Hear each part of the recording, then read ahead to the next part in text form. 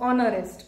म्हणजेच जेव्हा तुम्ही त्या व्यक्तीला अरेस्ट करणार आहात तेव्हा त्या व्यक्तीसोबत तुमचं जे कम्युनिकेशन होत आहे ते कम्युनिकेशन त्या व्यक्तीला समजण्याच्या पद्धतीनं झालं पाहिजे.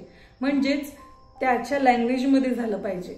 इतकंच नाही तर फक्तच त्या व्यक्तीलाच नाही तर व्यक्तीचे जे घरात उपलब्ध सध्या तिथे प्रेझेंट जे लोक आहेत, घरचे जे मेंबर्स आहेत, त्या व्यक्तींना सुद्धा त्या व्यक्तीला अरेस्ट का झालेली आहे याची माहिती देणं आता पोलिसांची कर्तव्य आहे. मग माहिती अशी द्यायची की त्या समोरच्या रिलेटिव्हला सुद्धा समजलं पाहिजे, जेणेकरून त्या व्यक्तीची रिलीज करण्यासाठी त्यांना मदत होईल किंवा बेल करण्यासाठी त्यांची मदत होईल.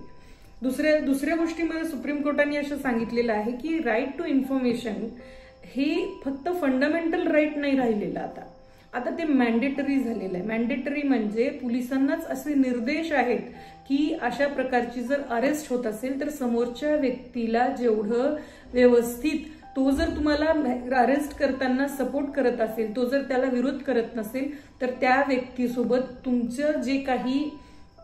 तुमची जी काही माहिती आहे ती माहिती तुम्ही त्याला व्यवस्थितरित्या सावकाश पद्धतीनं देणं अनिवार्य आहे.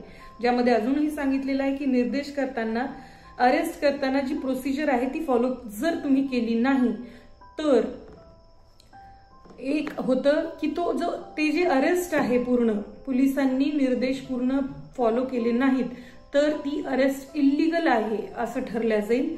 दुसरं आहे बर्डन ऑफ प्रूफ, म्हणजे अरेस्ट करताना या सगळ्या प्रिकॉशन्स घेतलेल्या नाहीये, ते प्रूफ करण्याचं, कोर्टामध्ये ही गोष्ट प्रूफ करण्याची जिम्मेदारी ही पोलिसांची असेल.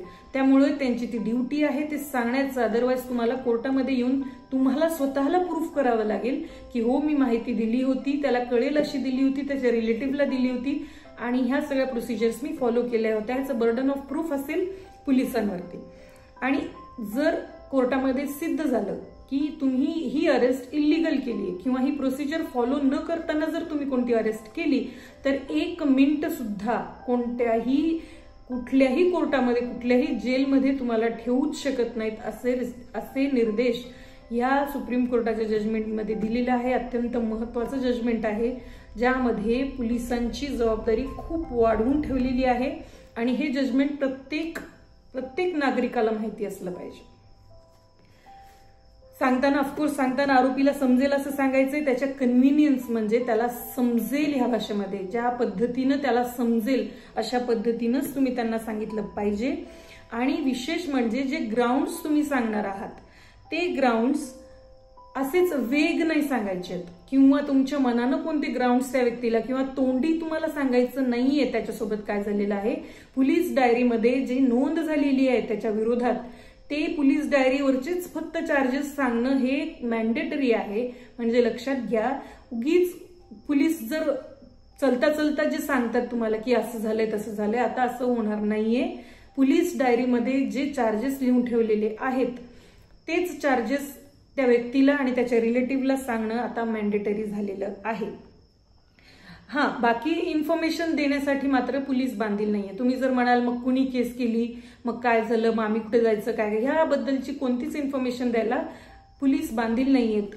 पण अरेस्ट होण्याची कारणं, त्याचे ग्राउंड्स त्या व्यक्तीला आणि त्या व्यक्तीच्या रिलेटिव्हला सांगणं अत्यंत महत्वाचं आहे. आणि सुप्रीम कोर्टाचं हे जजमेंट खूप छान आलेलं आहे. आणि ते तर आता आहेच आहे की अरेस्ट करताना जर कोणता व्यक्ती जर सपोर्ट करत असेल, विरोध करत नसेल तर जास्त फोर्स पण वापरायची गरज नाहीये. व्यवस्थितरित्या त्याला पद्धतशीरपणे पोलीस स्टेशनला नेणं हे पोलिसांची जबाबदारी आहे. आणि हे जो जजमेंट आहे Vihan Kumar versus state of हरियाणाचा सुप्रीम कोर्टाचा 2025चा जजमेंट आहे. अत्यंत उपयुक्त आहे. आजूबाजूला जर अशा प्रकारे कुठले अरेस्ट होत असेल आणि तुम्हाला जर तुमच्या डोळ्याच्या समोर अशी अरेस्ट होत असेल तर इट इज युअर ड्युटी, तुमची सुद्धा सगळ्यांची ड्युटी आहे की त्या पोलिसांना असं सांगणं की नुकत्याच जजमेंटमध्ये असे निर्देश आलेले आहेत की तुम्ही अशा प्रकारे अरेस्ट करू शकत नाहीत.